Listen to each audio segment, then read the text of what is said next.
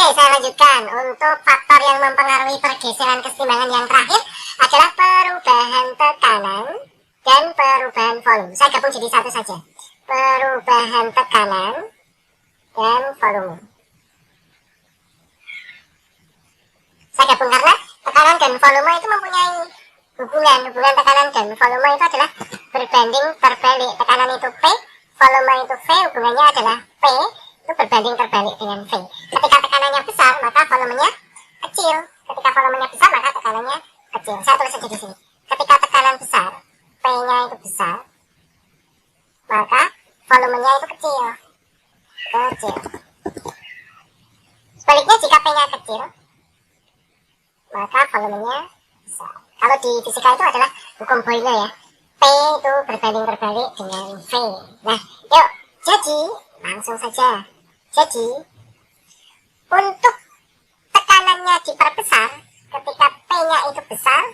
Kalau P-nya besar berarti volumenya kecil, maka pergeserannya atau reaksi akan bergeser. Pergeserannya akan menuju ke koefisien yang kecil. Ke koefisien yang kecil. Koefisien reaksi itu ya. Nah sebaliknya, jika P-nya tekanannya itu kecil, kemudian volumenya yang besar, maka dia akan pergeseran ke koefisien yang besar.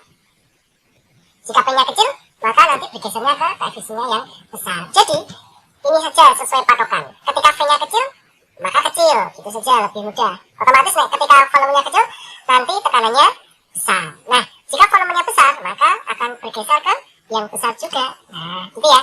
Contoh yang sederhana. Saya buat contoh. 2A fase gas ditambah B2 juga gas. Reaksi reversibel dua arah, dia akan bereaksi menjadi 2AB. Fasenya juga gas juga.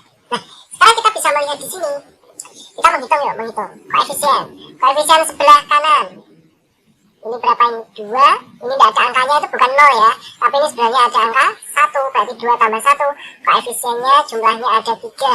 Sedangkan di sebelah kanan panah, koefisiennya ini 2. Ya, berarti sebelah kiri koefisiennya 3, sebelah kanan koefisiennya 2. Pertanyaannya sekarang, jika tekanan diperbesar, jika P-nya besar, otomatis volumenya akan kecil.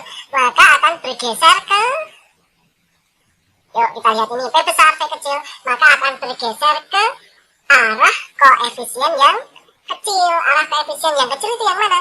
Ini 3, ini 2, berarti ada di sebelah kanan, bergeser ke kanan. Atau ke koefisien yang lebih kecil, atau ke AB.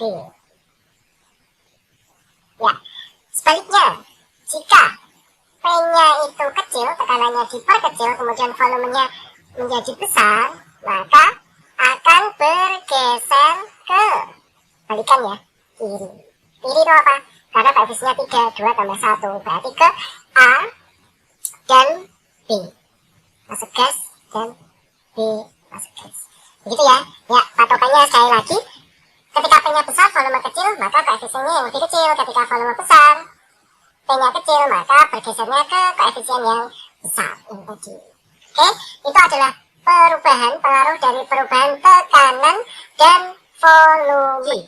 Untuk S, solid, dan L, liquid, untuk fase solid dan liquid, dia tidak berpengaruh. Tidak berpengaruh. Oleh perubahan volume, oleh perubahan tekanan dan volume. Jadi ini enggak. Yang berpengaruh hanya fase gas dan aqueous. Contoh, kita lihat ini. Saya punya contoh ini. C, solid, karbon ya, ditambah dengan CO2, fasenya gas, maka akan menjadi 2CO. Fasenya gas juga. Oke, seperti yang sudah saya jelaskan, solid dan liquid tidak pengaruh. Ini karbon solid, berarti ini tidak ngefek sama sekali. Ini tidak ngefek. Yang pengaruh hanya CO2 dan 2CO yang fasenya sama-sama gas. Jadi kita bisa menyimpulkan bahwa di sini koefisiennya tidak usah dihitung. Saya silang ini pakai tinta hijau, tidak usah dihitung. Jadi koefisien yang ada di sebelah kiri cuma ini 1, ini ya 1. Berarti koefisien yang sebelah kanan 2, ini 2. Nah begitu. Jadi misal jika volumenya ini besar, maka dia bergesernya bergeser. Kalau volume besar sama ikut yang besar, berarti bergesernya kemana? Ke kanan, betul. Berarti karena ini 1, ini 2, berarti bergesernya ke kanan, ke CO. Sedangkan kalau volumenya itu diperkecil, maka dia akan bergeser ke kiri, betul sekali, ke CO2. Ini tidak dihitung. Sekali lagi, ini tidak dihitung karena solid tidak berpengaruh. Liquid pun sama. Begitu ya. Jangan sampai terkecoh. Oke, yang terakhir. Ingat catatan yang terakhir. Jika koefisien kanan sama dengan koefisien kiri, jumlahnya ya maksudnya, jumlah koefisien kanan sama dengan jumlah koefisien kiri, maka perubahan tekanan dan volume tidak berpengaruh. Ketika nanti dijumlahkan kok sama, ya sudah, berarti tidak ada efeknya apa-apa. Contohnya H2, fasenya gas, ditambah I2, fasenya gas, dia bereaksi setimbang menjadi 2HI, fasenya pun juga gas. Nah, kita hitung koefisiennya, yuk. Ini tidak ada angkanya berarti 1, ini tidak ada angkanya 1, berarti koefisien kiri. Jumlahnya 1 tambah 1, 2, koefisien kanan, berarti ini, 2. Sama, jumlah koefisien kiri dan jumlah koefisien kanan itu sama, maka pada reaksi tersebut, meskipun tekanan diperbesar atau diperkecil, volumenya diperbesar atau diperkecil, kesetimbangan reaksi tidak bergeser. Berarti kesimpulannya, kesetimbangan tidak bergeser.